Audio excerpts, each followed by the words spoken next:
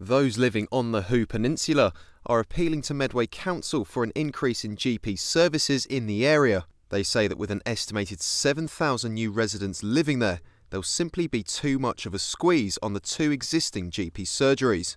Now, this is quite a familiar sight for people on the peninsula. Housing developments to my left and to my right. Medway Council have allowed a lot of money to be spent to bring these housing developments into full flow. But with no GP surgeries and no schools being built recently, locals say that money's being spent in the wrong areas. No one in Medway Council has taken this on. They're making a lot of money out of developments, and there's a lot of rateable value going in and no infrastructure there at all. And I think it's just time they stood up and said to the people of Hoo and the people of the peninsula that, we care. And a petition was set up earlier this year to get the thoughts of the public about the development of homes and GP provision on the peninsula. It was then submitted to Medway Council after getting nearly 300 signatures. But the feeling is now as though those who live in Hoo are being ignored. I'm bringing the attention of Medway Council to all these health inequalities. I'm banging the desk as much as I can to make sure that Medway Council listens. They don't obviously want to listen because it is embarrassing for them. They do not care about the people on the peninsula.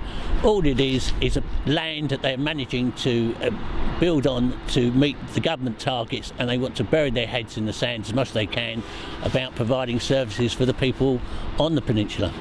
For some people in Hoo, they've had to travel for as long as 2 hours using public transport to get the treatment they need. Leader of Medway Council Alan Jarrett does insist, though, that they are balancing the spending on houses with protecting their communities.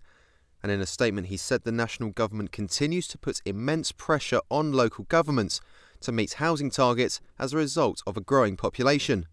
He adds they continue to fight for a balance between providing these much-needed homes and protecting their communities, which of course includes the infrastructure and services required for sustainable long-term development.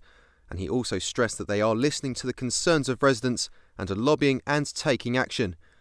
So, though people in Hoo feel they are being ignored by the council, for now it's the GPs that will have to see if they can survive the squeeze or if money can be found to increase services.